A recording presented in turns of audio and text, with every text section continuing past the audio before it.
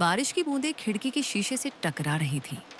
उनकी लय मानो किसी अनकहे राज को धीरे धीरे गुनगुना रही थी। कमरे में पीली मध्यम रोशनी टिमटिमा रही थी, जिससे परछाइयां दीवारों पर अजीब आकृतियां बना रही थीं। बाहर का शोर अब थम चुका था। चारों तरफ एक अजीब सी शांति थी, वो शांति जो दिल की धड़कनें भी साफ सुना दे। दरवाजा धीरे से बंद हुआ। वो अंदर आई, लाल जोड़े में, झुकी निगाहों और धीमे कदमों के साथ। उसके गहनों की हल्की खनक भी कमरे की खामोशी में तेज लग रही थी। उसके होठों पर मुस्कान थी, लेकिन आंखों में एक गहरी बेचैनी, जैसे वो इस कमरे में सिर्फ पहली बार नहीं, बल्कि किसी डर के साथ आई हो। वो बिस्तर के किनारे बैठ गई। मैं कुछ कदम पास गया और धीमे से कहा, तुम घबराओ मत, मैं जल्दबाजी नहीं करूंगा। उसने नजरें उठाकर मेरी ओर देखा। मुझे पता है, तुम वैसे इंसान नहीं हो। उसकी आवाज में भरोसा था, लेकिन साथ ही एक अनकहा डर भी। मैं धीरे धीरे पास गया, लेकिन उसने हाथ से इशारा किया, रुकने के लिए।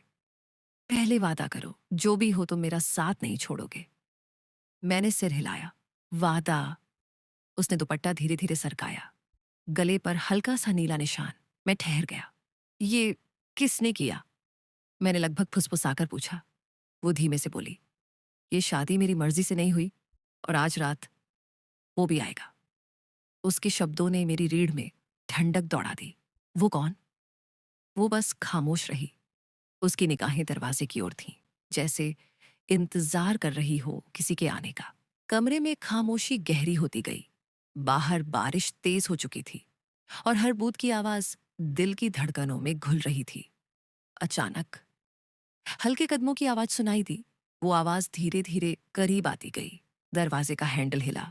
उसने मेरे हाथ को कस कर पकड़ लिया।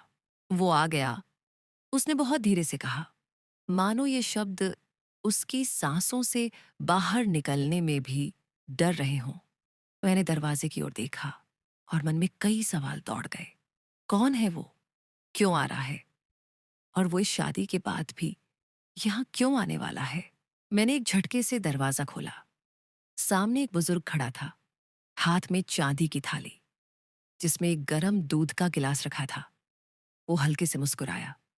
बेटा, ये हमारी परंपरा है, पहली रात को दूध पिलाने की। मैंने पीछे मुड़कर देखा। उसकी आंखों में राहत की झलक थी। वो धीमे से बोली, तुम वैसे नहीं निकले जैसे वो थे। मैंने पूछा, कौन? उसने गहरी सांस ली और खिड़की की तरफ देखते हुए कहा, मेरी बहन की पहली रात उसका पति शराब पी कर आया था, और सुबह तक वो हमेशा के लिए चली गई। तब से हर पहली रात मेरे लिए डर बन गई थी। मैंने उसकी हथेलियां थाम ली। बारिश अब और तेज हो चुकी थी, लेकिन कमरे के भीतर उसके दिल में छुपा डर धीरे धीरे पिघल रहा था। इस रात ने सिर्फ हमारी जिंदगी की नहीं, उसके अतीत के डर की भी एक नई शुरुआत लिख दी थी। अगर ये कहानी आपको आखिर तक बांधे रखी, तो अभी लाइक कीजिए, अपने दोस्तों के साथ शेयर कीजिए